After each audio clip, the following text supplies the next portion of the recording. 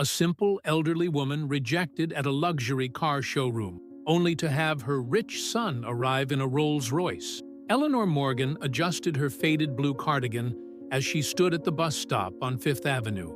At 73, her hands showed the marks of a lifetime of hard work.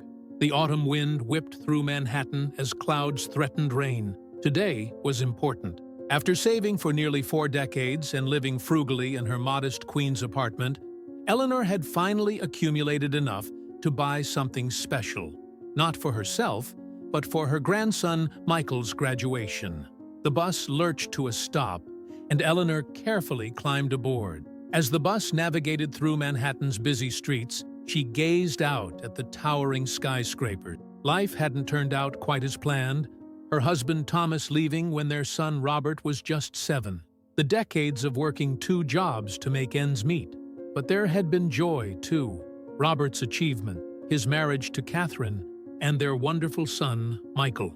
When the bus reached Madison Avenue, Eleanor carefully stepped down, wincing slightly at the pain in her knee. The gleaming Prestige Motors showroom stood before her, its glass facade reflecting the gray sky. Taking a deep breath, she straightened her simple dress and pushed open the heavy glass door. A young salesman in a tailored suit glanced up from his desk, his eyes quickly scanning Eleanor from head to toe. His welcoming smile faltered slightly as he took in her worn shoes and drugstore makeup. "May I help you?" the salesman asked, his tone polite but distinctly cooler than the one he'd used with the well-dressed couple he'd been speaking with moments earlier. Yes," Eleanor said with a warm smile. "I'm interested in purchasing a car for my grandson's graduation." The salesman, whose nameplate read Blake Thompson, gave a thin smile. "I see. And what kind of vehicle did you have in mind?" "Something reliable, but special too. He's starting at Goldman Sachs next month," Eleanor said proudly. "I was thinking maybe one of your more affordable options." Blake's smile tightened further.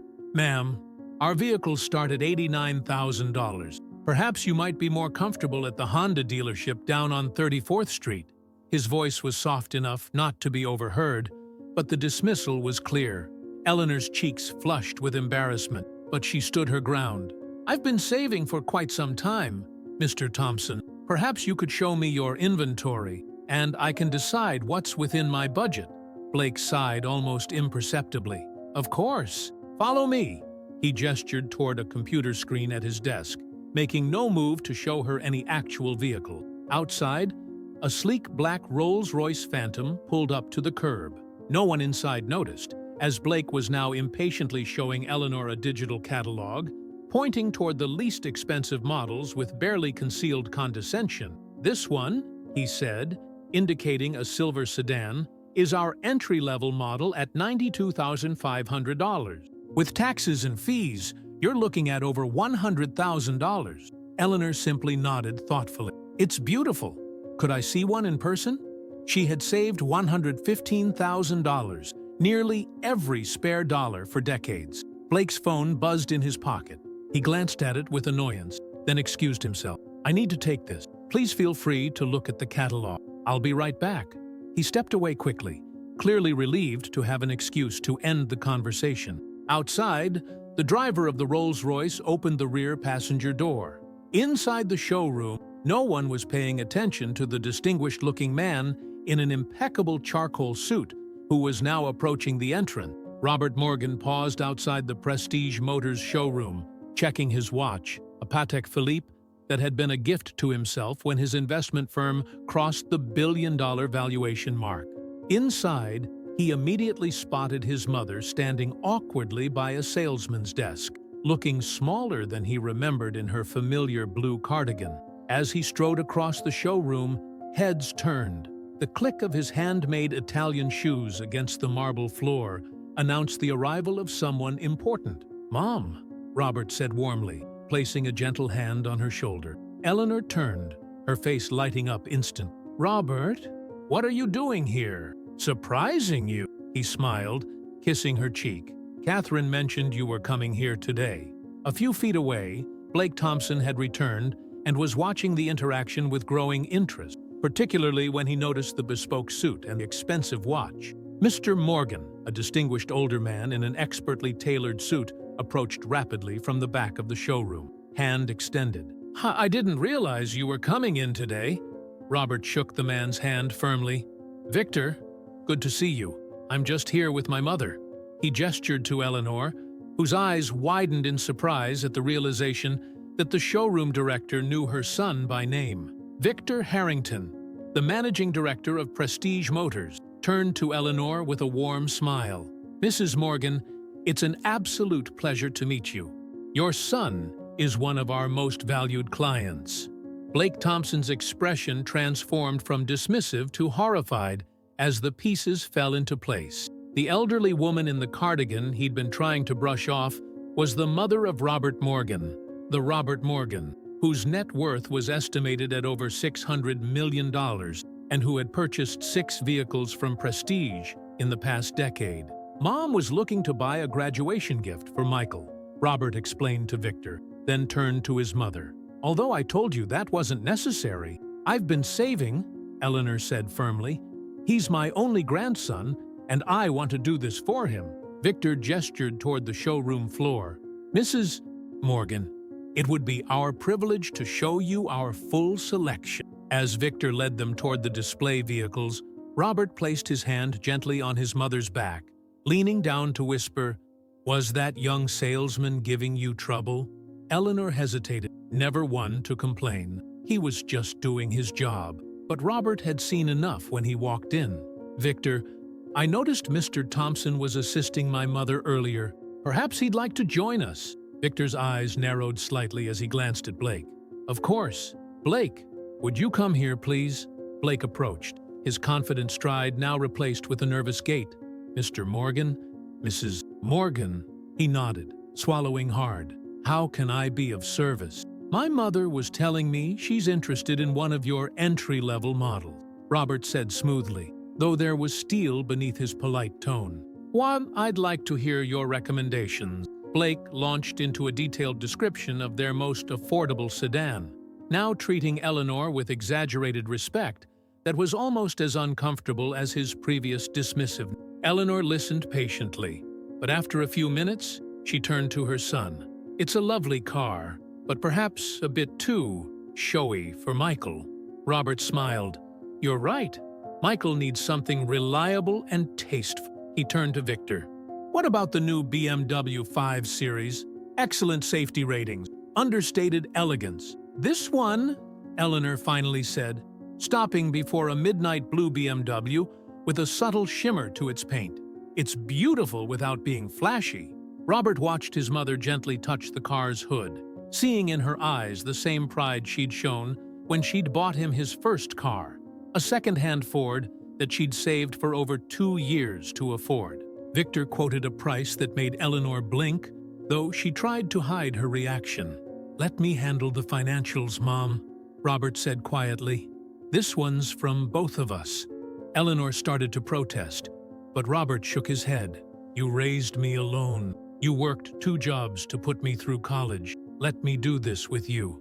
Their eyes met, an entire conversation passing between them without words. Finally, Eleanor nodded, reaching into her purse. "Shall contribute what I've saved." Her voice was firm, leaving no room for argument. Robert knew better than to refuse.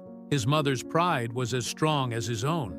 "Deal," he said, extending his hand as if they were closing a business transaction, which made Eleanor laugh, the warm, generous laugh that had filled their small apartment during his childhood. Blake Thompson stood awkwardly by the window of Victor Harrington's office, shifting his weight from one foot to another as he watched the interaction between the Morgans and his boss. He'd been summoned there after the paperwork was completed, and now found himself unsure of his role in this unexpected meeting. "Blake," Victor said, his tone professional but with an edge of disappointment, "Mrs. Morgan will be taking delivery of the BMW next week for her grandson. I'd like you to personally handle the process." Blake nodded quickly. "Of course, sir. It would be my pleasure." Eleanor studied the young man. He couldn't be much older than Michael, and saw beneath his polished exterior a person who was still learning about life. Thank you, Blake. Michael will be starting his first professional position soon. Perhaps you could include some information about the vehicle's features that might be helpful for a new driver. Absolutely, Blake replied, surprised by her kindness after how he'd treated her. As they prepared to leave, Robert placed a small gift bag he'd been carrying on Victor's desk. I almost forgot. For you, Mom. Eleanor opened the bag carefully. Inside was a small blue box from Tiffany & Co., containing a delicate silver keychain with a tiny heart charm. Hey. Oh, Robert, she whispered, touching the heart gently. Turn it over, he said softly. Engraved on the back were the words, for all the doors you opened for me, love, R. Eleanor's eyes filled with tears. In that moment, Blake saw what he had missed when she first entered the showroom, not just an elderly woman in modest clothes, but a person with a lifetime of love, sacrifice, and dignity behind her. Outside, the Rolls-royce waited at the curb. The chauffeur opened the door, and Robert gently helped his mother into the vehicle. Through the showroom windows, Blake watched as the Rolls-royce pulled away into Manhattan traffic. Victor stood beside him, arms crossed. Do you know why Mr. Morgan insisted you be present today? Victor asked, his voice low enough that only Blake could hear. Blake swallowed uncomfortably. Because I was rude to his mother. Partly, Victor acknowledged, but mostly because Robert Morgan understands something fundamental about success that you haven't learned yet. True wealth isn't displayed in the clothes you wear or the car you drive. It's reflected in how you treat others, especially those who can do nothing for you in return. Blake nodded slowly, the lesson beginning to sink in. Mrs. Morgan raised her son alone after her husband abandoned them. Victor continued, she worked as a cook and a night cleaner to put him through college. Remember that the next time someone ordinary walks through that door. In the Rolls-royce, Eleanor sat comfortably, watching the city pass by. You didn't have to make that young man uncomfortable, Robert, she said, though there was no reproach in her voice. Robert smiled. I didn't do it to punish him, Mom. Some lessons are best learned through experience. As the Rolls-royce turned onto Park Avenue, Robert's phone buzzed with messages demanding his attention. Merger negotiation, investment opportunities, board meetings. But for now, they could wait. Today was for his mother, whose quiet strength had laid the foundation for everything he'd become. Michael Morgan adjusted his tie in the mirror of his small Brooklyn apartment, nervous energy coursing through his veins. Today was his college graduation, the culmination of years of hard work and his grandfather's legacy. Thomas Morgan had never met his grandson, having left the family when Robert was young, but he'd established a small educational trust before disappearing, just enough to help with Michael's college expenses when combined with scholarships and his parents' contributions. You look very handsome, Catherine said from the doorway, her voice carrying the slight British accent that hadn't faded despite decades in America. Thanks, Mom, Michael replied, glancing at his watch, a graduation gift from his parents. Is Dad bringing Grandma to the ceremony directly? Catherine nodded. Yes, he picked her up an hour ago. They should be there already. Saving seats, she paused, a small smile playing at her lips. Your grandmother has a surprise for you. The graduation ceremony at Columbia University was held under a perfect blue May sky. As Michael processed in with his fellow economics graduates, he scanned the crowd for his family. He spotted them easily, his father's commanding presence, his mother's elegant posture, and his grandmother's silver hair catching the sunlight. Later, after the speeches and the turning of tassels, the Morgan family made their way to the parking lot where Robert had left the Rolls-royce. Actually, Eleanor said, her eyes twinkling with excitement, we're parked over here. She gestured toward another section of the lot. Michael followed his grandmother, curious about her mysterious demeanor. When they rounded the corner, he stopped short. There, gleaming in the afternoon sun, was a midnight blue BMW with a large silver bow on the hood. Grandma? Michael questioned, turning to Eleanor with wide eyes.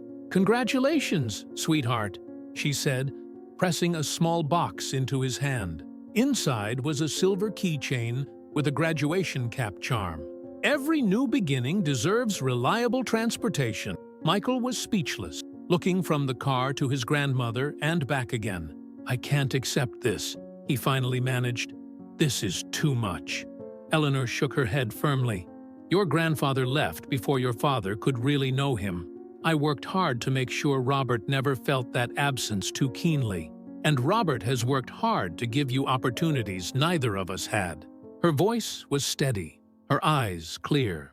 "This is from both of us. Your father helped, but I've been saving for this since the day you were born." Michael embraced his grandmother, towering over her small frame. "Thank you," he whispered, his voice thick with emotion. "I don't know what to say." "You don't need to say anything," Eleanor replied, patting his back. "Just drive safely, work hard, and remember where you come from." She pulled back, looking up at her grandson's face. "Ah, and maybe drive your old grandmother to her bridge game on Sundays." Michael laughed, wiping at his eyes quickly. "It's a deal." Later that evening, as the family celebrated at an upscale restaurant in Manhattan, Michael noticed his grandmother looking out the window, seemingly lost in thought. "Penny for your thoughts, Grandma?" he asked, sliding into the chair beside her while his parents spoke with the sommelier. Eleanor smiled. "I was just thinking about the day your father graduated. We couldn't afford a car then. I gave him my old watch that had been my father's." She looked at her grandson, seeing in him the culmination of generations of hope and hard work. He took the subway to his first job Michael nodded, understanding the unspoken message. "I won't forget what it took to get here," he promised. Eleanor patted his hand. "So I know you won't." The next morning, Michael drove his grandmother back to her Queens apartment in his new BMW. The car handled beautifully through the city traffic, its quiet engine and smooth suspension making the journey comfortable. "How does it feel behind the wheel?" Eleanor asked, admiring how naturally her grandson handled the vehicle. "Amazing," Michael admitted, "though I almost feel guilty driving something so nice when I'm just starting out." Eleanor shook her head. "Never feel guilty for accepting a gift given with love. Just pay it forward someday." When they arrived at her building, Michael insisted on walking her to her door, carrying the container of leftovers from the restaurant that she'd carefully wrapped to save for later. Eleanor's apartment was small but immaculate, filled with photographs chronicling their family's journey. Robert's graduation, his wedding to Catherine, Michael's childhood milestones. Pride emanated from every carefully arranged frame. "Will you be okay getting to your bridge game tomorrow?" Michael asked as he placed the leftovers in her refrigerator. "I can pick you up. I've been taking the bus for 40 years, Eleanor replied with a wry smile. "And I think I can manage one more day. But Sunday," her eyes twinkled, "Sunday, I'll be ready for my chauffeur service in that fancy German car." 1 week after the graduation celebration, Eleanor Morgan stepped off the bus on Madison Avenue, just as she had that day in October when she'd first visited Prestige Motors. This time, however, she moved with purpose, her head held high as she approached the gleaming showroom. Blake Thompson was at his desk, speaking with a client on the phone. When he looked up and saw Eleanor, surprise flickered across his face. He quickly ended his call and stood to greet her. "Mrs. Morgan," he said, his tone genuinely warm. "What a pleasure to see you again. Is everything satisfactory with your grandson's vehicle?" "Quite satisfactory," Eleanor replied with a smile. "Michael loves it. I just stopped by to drop this off." She placed a small bakery box on his desk. "Homemade apple pie. I thought you might enjoy it with your afternoon coffee." Blake blinked in confusion. "That's very kind of you, Mrs. Morgan. But may I ask why?" Eleanor's eyes crinkled at the corners. "Because everyone deserves a second chance to make a first impression. And because sometimes the best way to teach a lesson is with kindness rather than embarrassment." Understanding dawned on Blake's face. "I treated you poorly when you first came in," he acknowledged, his cheeks flushing slightly. "I judged you by your appearance, and I was wrong. I've been wanting to apologize." "Consider it forgotten," Eleanor said simply. "My son can be protective, but I've lived long enough to know that most people are better than their worst moment." From across the showroom, Victor Harrington observed the interaction with interest. Over the past week, he'd noticed subtle changes in Blake. Less arrogance, more attentiveness to all customers regardless of their appearance or perceived buying power. Eleanor declined Blake's offer of coffee, explaining that she had a doctor's appointment to get to. As she turned to leave, Blake spoke up again. "Mrs. Morgan? Thank you. Not just for the pie, but for the lesson." Eleanor paused at the door. "You know, my son built his business on looking past appearances to see value others missed. It made him very successful." With that parting wisdom, she stepped back out into the Manhattan sunshine. That evening, as Blake drove home to his apartment in Hoboken, he thought about Eleanor Morgan and her unexpected gift. The pie had been exceptional, possibly the best he'd ever tasted, but the real gift had been the grace with which she'd handled his poor treatment of her. Meanwhile, in Queens, Eleanor sat at her small kitchen table, balancing her checkbook with meticulous precision. The BMW had cost more than she'd anticipated, even with Robert covering the majority. Her savings were significantly depleted, but seeing Michael's face when he'd received the gift had been worth every penny. On her refrigerator door, a new photograph had joined the collection. Michael standing proudly beside his new car, his arm around his grandmother's shoulder. Next to it was a handwritten note that had accompanied the flowers Michael had sent the day after graduation. "For the doors you opened, the sacrifices you made, and the values you instilled, I'll make you proud. Love, Michael." Eleanor traced the words with her finger, her heart full. The legacy she'd built wasn't measured in luxury cars or penthouse apartments. It was in the character of her son and grandson. Men who understood that true worth couldn't be calculated in dollars and cents, but in how you treated others, especially when no one important was watching. Outside her window, the lights of the Manhattan skyline glittered against the night sky. A city of strivers and dreamers, of wealth and poverty, of countless stories like hers unfolding in apartments and townhouses across the 5 boroughs. Eleanor Morgan had arrived in that city over 50 years ago with nothing but determination and hope. Now, as she prepared for bed, she reflected on the fullness of the life she'd built, a testament to the power of perseverance, dignity, and unconditional love.